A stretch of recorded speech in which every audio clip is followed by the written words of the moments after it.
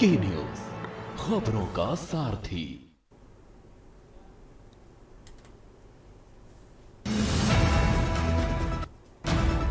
मुख्यमंत्री पुष्कर सिंह धामी ने स्वतंत्रता दिवस से पहले अपने आवास पर हर घर तिरंगा अभियान के तहत राष्ट्रीय ध्वज फहराया। उत्तराखंड धामी कैबिनेट में 32 फैसलों पर मुहर। पिथौरागढ़ और अल्मोड़ा को नगर निगम बनाने की मंजूरी। प्रदेश के हर जिले में बनेंगे वृद्धाश्रम आवास। 15 अगस्त पर सीएम धामी बांटेंगे सराहनीय सेवा पदक। उत्कृष्ट और सराहनीय सेवा सम्मान चिन्ह देकर सम्मानित करेंगे। अब राज्य में तैनात सैनिक और अर्ध सैनिक के बच्चे दारोगा भर्ती के होंगे पात्र। पुलिस उप निरीक्षक और निरीक्षक सेवा नियमावली को कैबिनेट में मिली मंजूरी। प्री रजिस्ट्रेशन में छूट से 300 उद्योगों को राहत। उद्योगों को एमएसएमई नीति 2015 के तहत सब्सिडी का लाभ मिलेगा। केदारनाथ और निकाय चुनाव पर कांग्रेस का फोकस। प्रदेश प्रभारी कुमारी शैलजा ने नेताओं को एकजुट रहने की दी नसीहत। आप देख रहे हैं की न्यूज, खबरों का सारथी। खबर उत्तराखंड के साथ मैं सूरी चौहान। खबरों की शुरुआत अहम खबर के साथ। 15 अगस्त को देश का 78वां स्वतंत्रता दिवस मनाया जा रहा है, जिसको लेकर राजधानी देहरादून के परेड मैदान में तैयारियों को अंतिम रूप दिया जा रहा है, जिसमें निरीक्षण करने पहुंचे एसएसपी देहरादून अजय सिंह ने अधिकारियों को सुरक्षा व्यवस्था चाक चौबंद और रखने के निर्देश दिए हैं। और स्वतंत्रता दिवस की तैयारियों को लेकर हमारे संवाददाता शुभम कोटनाला ने एसएसपी देहरादून से खास बातचीत की। सुनिए जरा।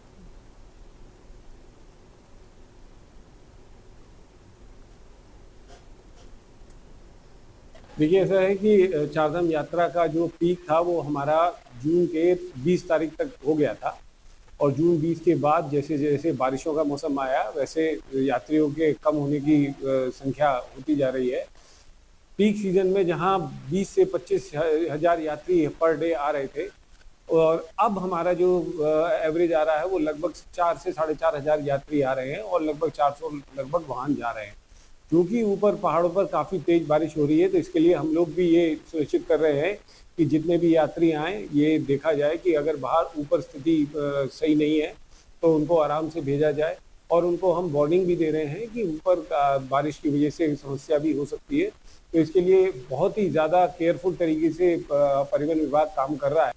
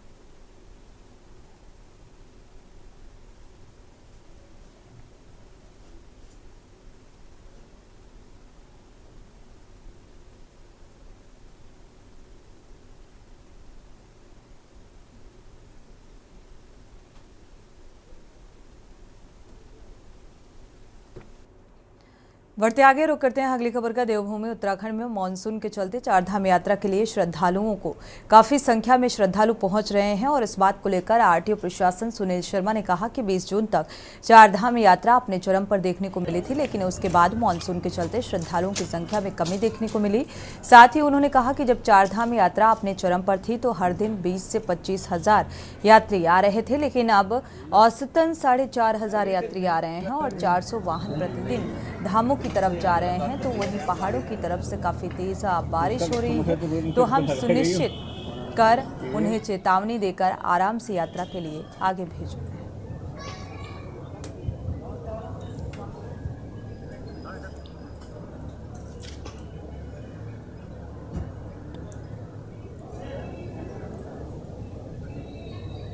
इधर आ जाऊं, चले जाऊं।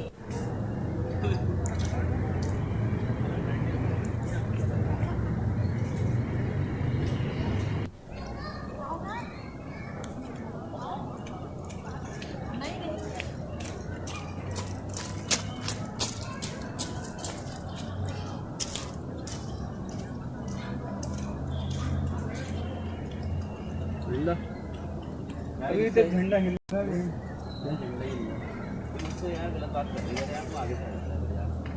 तो उसका कस्टमर है तो कोई मुझे तो लगाएगा ही हो। ये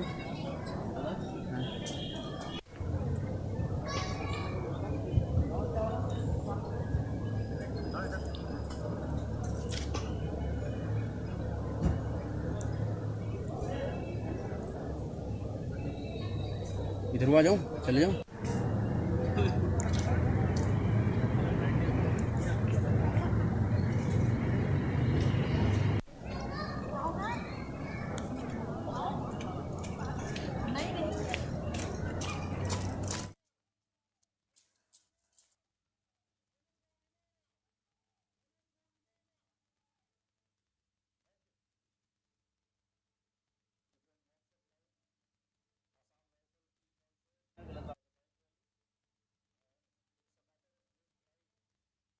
भू धसाव के संबंध में दाखिल जनहित याचिका पर सुनवाई हुई और सुनवाई के दौरान राज्य सरकार की तरफ से रिपोर्ट पेश करने के लिए अतिरिक्त समय की मांग की गई है और स्वीकार करते हुए कोर्ट ने राज्य सरकार को 2 सप्ताह का अतिरिक्त समय देते हुए राष्ट्रीय आपदा प्रबंधन प्राधिकरण की रिपोर्ट पर अपना अंतिम निर्णय लेकर कोर्ट की खंडपीठ को अवगत कराने के लिए कहा है। भू धसाव को लेकर एक जनहित याचिका हाईकोर्ट में भी लंबित है। उस याचिकाकर्ता जो हैं चिपको मूवमेंट के एक्टिविस्ट पीसी तिवारी, जो उत्तराखंड परिवर्तन पार्टी के अध्यक्ष हैं, उन्होंने भी वो याचिका दायर करी थी। वो याचिका अभी इस स्टेज में पहुंच गई है कि NDMA national disaster management authority को हाईकोर्ट ने आदेशित किया था कि आप अपनी रिकमेंडेशन दें रिगार्डिंग एनटीपीसी का जो प्रोजेक्ट चल रहा है, जो पूरा टनल है जिसमें एनटीपीसी ब्लास्ट करने की परमिशन मांग रही है। तो एनडीएमए की रिकमेंडेशन आ गई है। अब जो नेक्स्ट स्टेप कोर्ट ने बताया था वो था कि सरकार अब उस रिकमेंडेशन जो एनडीएमए ने दिया है उसमें निर्णय लेगी। सरकार ने हाल ही में एक मीटिंग भी करी थी जिसमें पिटिशनर जो पीसी तिवारी जी हैं उनको भी बुलाया गया था। उस मीटिंग में चर्चा करी थी एनटीपीसी से भी, पिटिशनर से भी और बाकी लोगों से भी कि क्या होना चाहिए एनडीएमए की रिपोर्ट में। बहुत शॉकिंग बात यह है कि एनटीपीसी अभी भी डटा हुआ है और ब्लास्टिंग की परमिशन चाह रहा है, जबकि पूरा काम जोशीमठ में स्टे है। आज सरकार ने कोर्ट से थोड़ा और टाइम लिया है और 2 हफ्ते बाद ये मैटर फिर से लिस्ट होगा और उस पर सुनवाई होगी।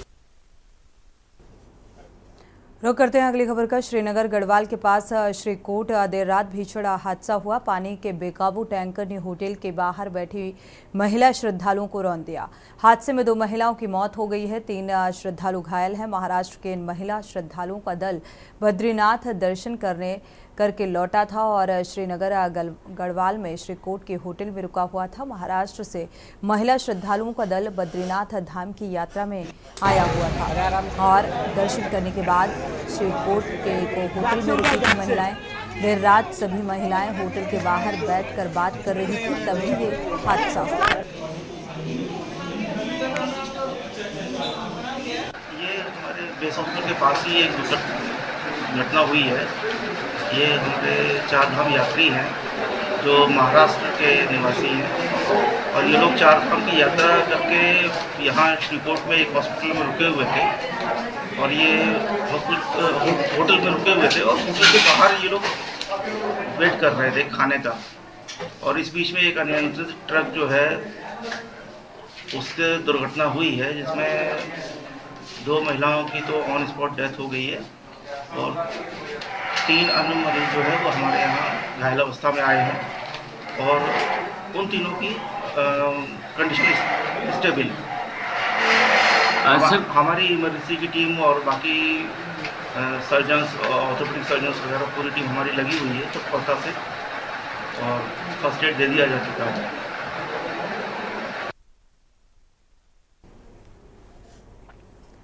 रुक करते हैं अगली खबर का। कालागढ़ टाइगर रिजर्व में वन्य जीवों की सुरक्षा के लिए हल्दुआ पड़ाव से बुलाए गए 2 हाथी शाम तक पाखरो पहुंच जाएंगे और दरअसल मानसूनी सीजन में भारी बारिश के कारण घने जंगलों में सड़कें और रास्ते टूटे होने के कारण गाड़ियों से गश्त करना संभव नहीं है, जिसको देखते हुए अब यूपी से लगे कालागढ़ टाइगर रिजर्व की सीमा पर अब इन दिनों हाथियों से गश्त कराई जाएगी। सुबह 8 बजे चले थे, 2-2:30 बजे वहाँ पहुँच गए थे कुकोड्डा चौकी। फिर कोकोडा चौकी में नाइट स्टे वहीं करा हमने।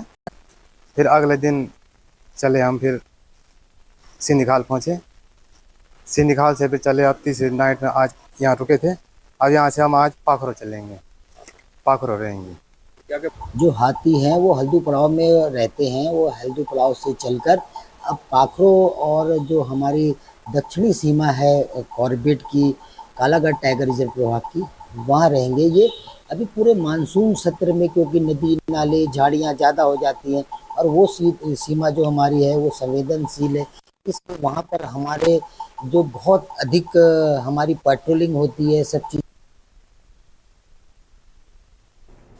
खबर नैनीताल से है, जहां उत्तराखंड हाईकोर्ट ने प्रधानमंत्री सड़क योजना के तहत राज्य में बनाई जा रही सड़कों के ऊपर मिट्टी बिछाने वाले ठेकेदारों से रॉयल्टी के अतिरिक्त राज्य सरकारों को 25% टैक्स वसूलने के डिस्ट्रिक्ट मिनरल फाउंडेशन के आदेश को चुनौती दी जाने वाली विशेष अपील पर सुनवाई करते हुए कोर्ट ने रोक लगा दी है।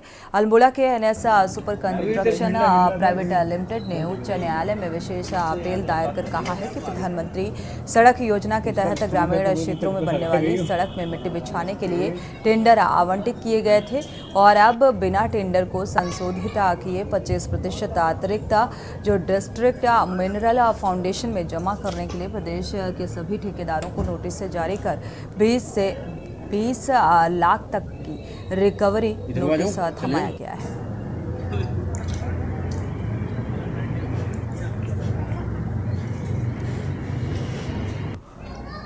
देखिए, इसमें प्रधानमंत्री ग्राम सड़क योजना के अंतर्गत कार्य करने वाले जो कॉन्ट्रैक्टर्स हैं, जो सड़क निर्माण करते हैं, उनके ऊपर रॉयल्टी के अतिरिक्त 25% DMF यानी कि डिस्ट्रिक्ट मिनरल फाउंडेशन ट्रस्ट में जमा करने के लिए आदेश पारित किए गए थे। जितने भी निबंध उन्होंने कॉन्ट्रैक्ट उन्होंने किए हैं उसमें 25% अतिरिक्त जमा करने के लिए आदेश किए थे सरकार द्वारा, जिस पर आज हमें सुनते हुए ये स्वीकार करते हुए कि ये आदेश गलत है और क्योंकि हम माइनिंग ऑपरेशन में संलिप्त नहीं हैं, हम सड़क निर्माण का कार्य करते हैं, इसलिए इस पर अंतरिम रोक लगा दी गई है माननीय न्यायालय। मुख्यमंत्री पुष्कर सिंह धामी ने स्वतंत्रता दिवस से पहले अपने आवास पर हर घर तिरंगा अभियान के तहत राष्ट्रीय ध्वज फहराया और साथ ही सेल्फी लेकर उसे केंद्रीय संस्कृति मंत्रालय की साइट पर अपलोड भी किया और इसके बाद सर्टिफिकेट भी जारी किया गया। केंद्रीय संस्कृति विकास मंत्रालय ने एक सर्टिफिकेट को भी जारी करते हुए मुख्यमंत्री धामी को सर्टिफिकेट जारी किया गया।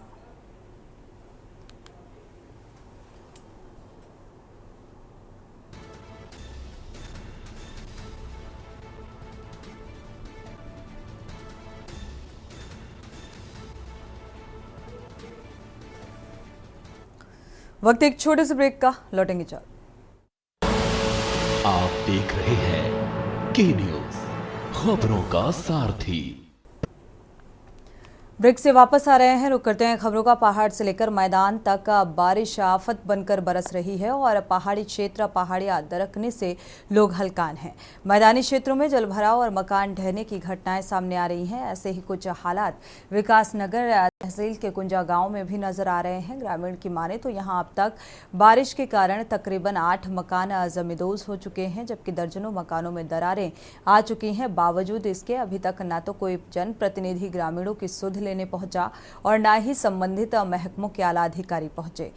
कुंजा ग्रांट गांव में आज़ादी के कई दशक बीत जाने के बावजूद भी सरकारों द्वारा गरीबों के लिए चलाई जा रही योजनाओं का लाभ अभी तक इन ग्रामीणों को नहीं मिला, जिस वजह से उन्हें आज भी बल्लियों के सहारे खड़े टूटे फूटे कच्चे पक्के घरों में रहने को ये लोग मजबूर हैं, जिनकी सुध लेने वाला कोई नहीं है, जिस वजह से इन्हें बारिश के इस खतरनाक मौसम में भी तंगहाली से गुजरना पड़ रहा है।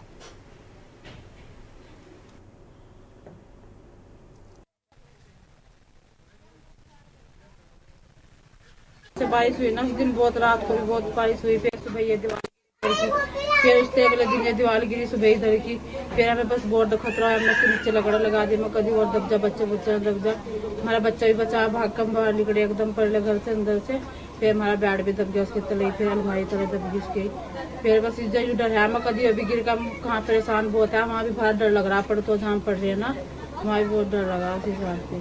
शिकायत की कहीं? जी की थी, फोन किया था, फिर बहुत जब यहाँ कोई आए नहीं, उसके बाद फिर आप कल आए थे, आप जब वो करे थे। कोई अधिकारी आया है ना, मौके कोई पर? नहीं आया था। प्रधान जी आए मौके आए पर? थे उस्मान भैया, उन्होंने कहा था, उन्होंने फोन किया, फिर यहाँ पे कोई आए नहीं। क्या नाम? उस्मान। तो जिस वक्त ये दीवारें गिरी, आप लोग कहाँ थे?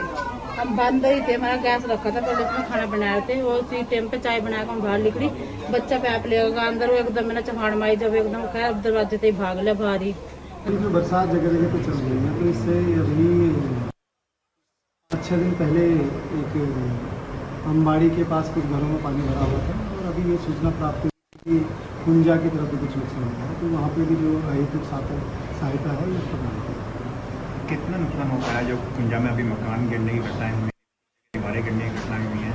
ये 4 लोगों का बताया जा रहा है कि नुकसान हुआ है, 4 लोगों को वहाँ पे सहायता राशि दी है। देखिए, ये बरसात का मौसम है। इस वर्ष भारी से भारी वर्षा का वो कार्यकाल चल रहा है। इस समय आप देख रहे हैं लगातार बारिश और ऐसी स्थिति में जो ग्रामीण क्षेत्र, ग्रामीण के इलाके हैं, जहाँ कच्चे घरों में आदमी पक्के मकानों में नहीं रह सकता, क्योंकि पानी इतना बरस रहा है कि इसकी कोई और देखिए जो कच्चे घर हैं वो लगातार बैठते जा रहे हैं। आपदा की स्थिति में अगर हम देखते हैं कि आपदा के नाम से बड़े बड़े कार्यक्रम, बड़े बड़े आयोजन किए जाते हैं, लेकिन जब ऐसी स्थिति उत्पन्न होती है तो वो पूरी तरीके से धराशायी नजर आते हैं। आज की स्थिति भी वही है कि अभी तक मेरे साथ जो प्रशासनिक अधिकारी हैं वो इसका लंबे समय का इंतजार कर रहे हैं। शायद अभी 10-15 दिन और बारिश चलेगी। जब तक लोगों का मकान या जो भी क्षतिपूर्ति है वो पूरी तरीके से नहीं हो जाए, तब तक उसका आकलन नहीं किया जा सकता, ऐसा मैं समझता हूँ। क्योंकि अभी तक कोई भी अधिकारी इस संबंध में यहाँ कोई जानकारी लेने के लिए या फिर इस तरह की कोई वार्ता नहीं। फोन पे वार्ता करते हैं, बात करते हैं, लेकिन शायद उम्मीद है कि शायद बहुत ज़्यादा बिजी शेड्यूल है, कहीं और दूसरी जगह आपदा में बिजी है। इस क्षेत्र में कितने मकान हैं ऐसे यहाँ पे? ऐसे लगभग 40-50 मकान ऐसे होंगे जो लगभग अभी कुछ मकानों में दरारें आ चुकी हैं, और बाकी आप देख ही रहे हैं कुछ जो कच्चे जो अभी धराशायी हो चुके हैं। बरसात हो रही है, बरसात से मेरी चार जो थोड़ी बहुत दीवार थी वो गिर गई, फिर दीवार में पर्दा लगाना पड़ा। ये बोरी के टाट सीमेंट के कट्टे खाली करके इधर से लाए, प्रधान जी से ठहर के ये लगाए हमने, इधर से ये लाए। फिर इधर से जंगल का पानी आता है साहब, ये पिछली दीवार सारी जंगल से गिर गई इधर, यहाँ से ऐसे। फिर ये कुछ नहीं रहा, फिर ये लगा कर फिर तरपाल, ये कुछ मदद हमारी प्रधान जी ने करी थी पिछली बार, इन्होंने ये तरपाल उन्होंने दी थी, कुछ हमने ले ली थी साहब। ये अब ऐसे है कि हम बहुत गरीब। हम इस घर में कितने लोग गुजारा करते हैं? इस घर में करते हैं अब हमें 5 आदमी है साहब, इसमें गुजारा करते हैं। जिसमें कभी कोई आया है आपकी सूद लेने के लिए, आप देखने के लिए? नहीं, यहाँ कोई बाहर का कोई नहीं आया साहब। ये हमारे यहाँ के प्रधान है, बेचारे आ जाते हैं देखने के लिए। ये अच्छे से हम रहते हैं। मेरे 3 लड़के हैं, एक अफाज है, एक वैसा है, एक मेरी लड़की है शादी करने की है, अभी शादी नहीं कर सका। एक मेरी ये बुढ़िया है। हम रहते हैं जी इसमें 5 परिवार रहते हैं। एक मेरा पोता है इसका अफाज का जी, एक मेरा पोता है। 6 परिवार रहते हैं जी इस घर में। व्यवसाय क्या काम करते हो? मैं तो कुछ नहीं करता साहब, मैं तो वैसे हो, मैं मजबूर हूँ, बीमार हूँ। एक लड़का कर रहा है साहब मेरे पास काम में, एक ही लड़का, एक अफाज है। एक लड़के की शादी करी, वो अपने अलग मतलब खाता है साहब। मेरे पास कोई नहीं, एक लड़का कर रहा है, उसके पीछे 5 परिवार खाने वाले इसके। कब से ऐसे रह रहे हैं और कोई सरकारी मदद नहीं मिली आप लोगों को? मुझे नहीं मिली साहब सरकारी मदद कुछ भी। कभी जो आवास वगैरह मिलते हैं, प्रधानमंत्री आवास? नहीं साहब, मुझे कुछ नहीं मिला अभी तक। मैं पिछली बार भी है भाई साहब से जो आए थे, इन्होंने बाढ़ का देखा था, ये मुझे 4,000 रुपये का चेक दिया था पटवारी नाड़ का, बस 4,000 की वो तरपाल लिया था साहब ने। फिर ऐसे ही बढ़ते आगे रुक करते हैं अगली खबर का। निगम क्षेत्र की विभिन्न जन समस्याओं के समाधान के लिए अब जन समाधान दिवस लगाया जाएगा। मुख्य नगर आयुक्त विशाला मिश्रा ने बताया कि आगामी 16 अगस्त को शेष महल काठगोदाम में जन समाधान दिवस का आयोजन होगा, जिसमें नगर निगम क्षेत्र से संबंधित समस्याओं के समाधान के लिए सभी विभागों के अधिकारी और जिलाधिकारी भी मौजूद रहेंगे। उन्होंने कहा कि इन कैंपों के माध्यम से पूरे शहर जो कि निगम के अंतर्गत आते हैं कवर किया जाएगा। प्रत्येक वार्ड की समस्याओं को चुस्त दुरुस्त किया जाएगा। बिजली, पानी, कूड़ा, सड़क, नाली सहित पेयजल जैसी जो समस्याएं हैं उनका निराकरण जल्द हो पाएगा। 16 अगस्त को सुबह 11 बजे समाधान दिवस आयोजित किया जा रहा है। माननीय जिलाधिकारी महोदय, नगर निगम के प्रशासक भी हैं, प्रशासक और जिलाधिकारी महोदया द्वारा ये निर्देश दिए हमारे नगर निगम क्षेत्र में कुछ वार्ड के बीच में एक कैंप आयोजित किया जाए और लोगों की जो समस्याएं हैं उनको यथासंभव ऑन द स्पॉट सॉल्व करने का प्रयास किया जाए। इस संदर्भ में दिवस आयोजित किया जा रहा है और मुझे उम्मीद है कि जन समाधान दिवस काफ़ी सफल रहेगा। इसी के साथ बुलेटिन में इतना ही। आगे खबरों के लिए आप देखते रहिए के न्यूज़ इंडिया। आप देख रहे हैं के न्यूज़ खबरों।